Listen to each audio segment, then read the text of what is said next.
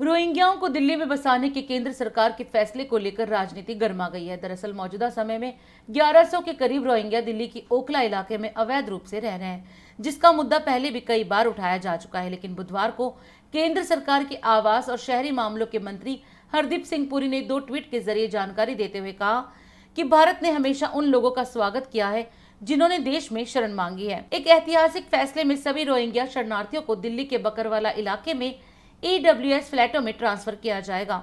वहां उन्हें मूलभूत सुविधाएं, UNHCR ID और 24 घंटे दिल्ली पुलिस का संरक्षण प्रदान किया जाएगा। केंद्रीय मंत्री के इस ट्वीट के बाद आम आदमी पार्टी ने केंद्र सरकार पर जमकर हमला बोला।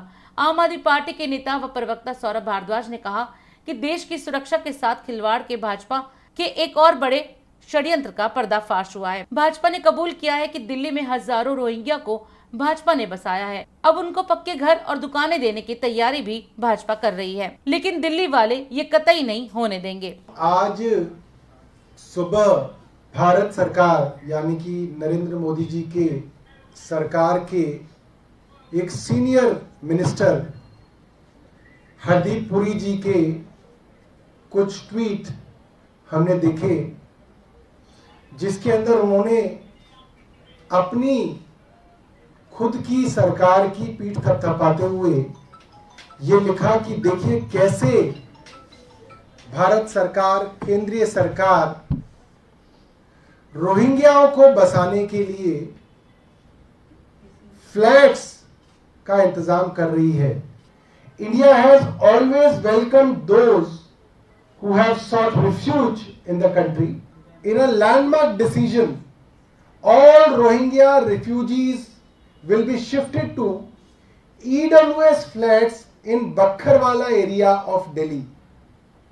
They will be provided basic amenities, United Nations IDs and round the clock police protection. अगला ट्वीट उन्होंने किया है,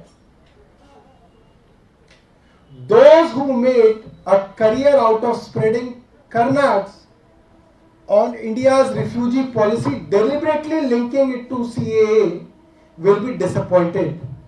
India respects and follows United Nations Refugee Convention 1951 and provides refuge to all regardless of their race, religion and creed.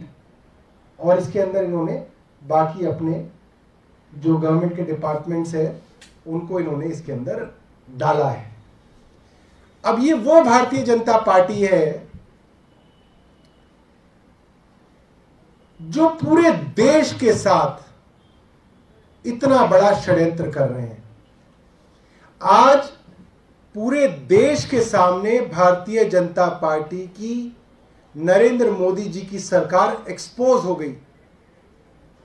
ये लोग रोहिंग्याओं को बसाने के लिए दिल्ली के न्यू दिल्ली म्युनिसिपल काउंसिल के, जो कि एनडीएमसी सीधा केंद्र सरकार की है और हरदीप पुरी के मंत्रालय की एनडीएमसी आती है, उसके ईडब्ल्यूएस फ्लैट्स बक्खरवाला में इन रोहिंग्याओं को दिए जा रहे हैं और उसके अंदर सभी सुविधाएं भी दी जाएंगी, ये मंत्री लिख रहे हैं।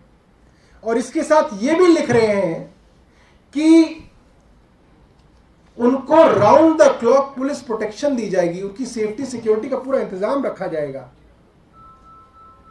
मुझे लगता है ये पूरे देश की सुरक्षा के साथ खतरा है, हम दिल्ली वासियों की सुरक्षा के साथ खतरा है और हम देशवासी, हम दिल्ली वासी तो कम से कम इनको यहां पे नहीं बसने देंगे और केंद्र सरकार चाहे कुछ भी कर ले, हम इन्हें ये फ्लैट्स का एलोकेशन नहीं होने देंगे।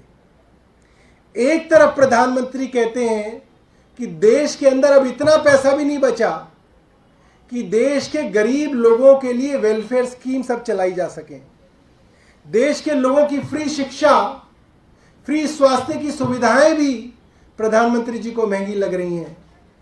और यहां पे प्रधानमंत्री जी के मंत्रालय करोड़ों रुपया इन रोहिंग्याओं के ऊपर जो है खर्च करने का ऐलान ट्वीट से कर रहे हैं। इसका मतलब क्या है कि जैसे कांग्रेस की सरकारों ने बांग्लादेश से आए लोगों को सालों तक बसाया और उन्हें अपना वोट बैंक बनाया, उनका इस्तेमाल किया।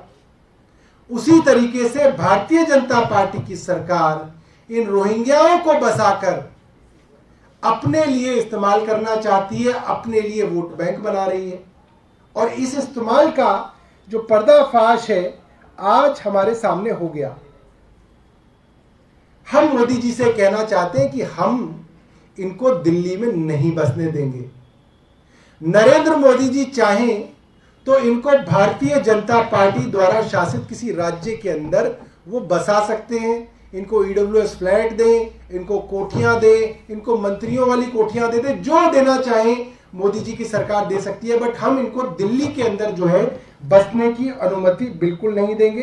राष्ट्र सर्वप्रथम जाग उठाए भारत और भारत उत्सव परिवार की ओर से सभी देशवासियों को रक्षाबंधन, स्वतंत्रता दिवस और श्री कृष्ण जन्माष्टमी की हार्दिक शुभकामनाएं। और अधिक खबरों के लिए आप हमारे YouTube चैनल दैनिक इंडिया दर्पण को अभी सब्सक्राइब करें और नोटिफिकेशन के लिए बेल आइकन को प्रेस करना ना भूलें। इंडिया दर्पण दैनिक हिंदी समाचार पत्र व मदर इंडिया पत्रिका परिवार की ओर से सभी राष्ट्रवासियों को रक्षाबंधन, स्वतंत्रता दिवस और श्री कृष्ण जन्माष्टमी की हार्दिक शुभकामनाएं।